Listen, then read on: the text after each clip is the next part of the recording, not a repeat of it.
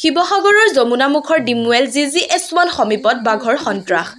গোধনক আক্ৰমণ বাঘৰ অহাৰ শিৱসাগৰৰ বন বিভাগ। শিৱসাগৰৰ যমুনামুখৰ ডিমৱেল GGS1ৰ সমীপত বাঘৰ সন্ত্ৰাসে নিদ্ৰাহৰণ কৰিছে সৰ্বসাধাৰণ ৰাইজৰ।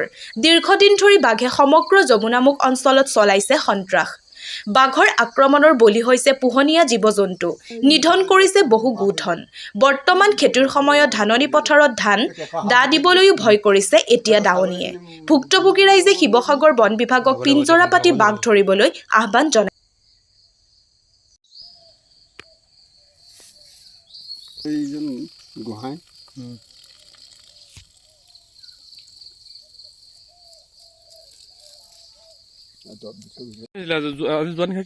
এই বাঘে গৰু মানে গোহালিতে ধৰিছেহি।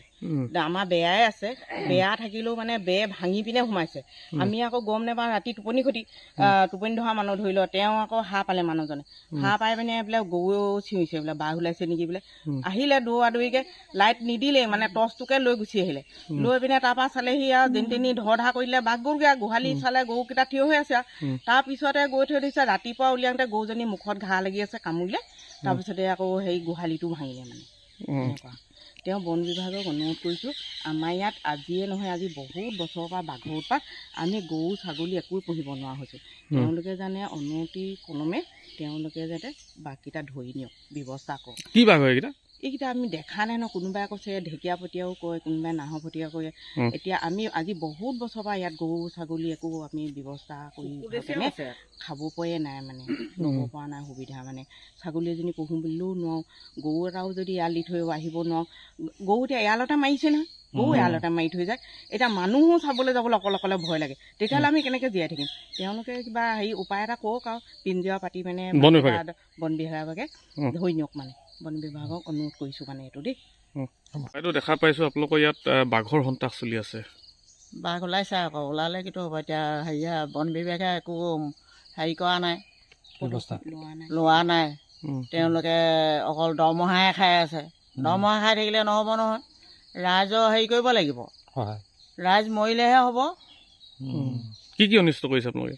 ঢেৰ ছাগলী মেলিব নোৱাৰে, ছাগলী খায় মানুহৰ। ভাবিলে ছাগলী আহিবই নোৱাৰে, খায়েই।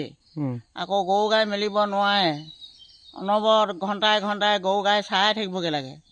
তেনেহ'লে কেনেকৈ মানুহে হেৰি পাব বাৰু? এতিয়া যিহেতু খেতি পথাৰৰ দিন, খেতি পথাৰৰ দিন, এতিয়া পথাৰতে ওলাব লাগিলে অকলীয়াকৈ দাই থাকিব মানুহজনীয়ে, কামুৰি থৈ গুচি যাব, তেতিয়া কি হ'ব? সেইকাৰণে এতিয়া বন বিভাগে ধৰি নিয়াটো ব্যৱস্থা কৰিবলৈ কৈছোঁ আৰু সোনকালে। পিঞ্জৰা পাতে, কি কয় তেওঁলোকে জানে আৰু। কিমান দিনৰ পৰা চলি আছে? আজি বহুত দিনৰ পৰা চলি আছে। ওচৰে পাজৰে আৰু কাৰোবাৰ? ওচৰে পাছৰে চবৰে খেতি কৰিছে, নিথাকোঁ ক্ষতি কৰি থাকে। কি কৰিব উপায় নাই আৰু। এইবোৰ বন বিভাগে এনেইহে দৰমহাত খাই আছে, কিন্তু হেৰি নকৰা হ'ল, ব্যৱস্থা নকৰা। কাম নকৰা হ'ল। আজিকালি চৰকাৰখনে কাম নাইকিয়া হ'ল আৰু কি হ'ব আৰু। দৰমহা খাইছে আৰু অকল আৰু ৰাইজকো ৰাইজৰ সুবিধাখিনি পাব লাগে। এতিয়া বাঘকেইটা যদি ধৰি নিয়ে বহুতখিনি আমি সুখী হ'ম তাৰমানে।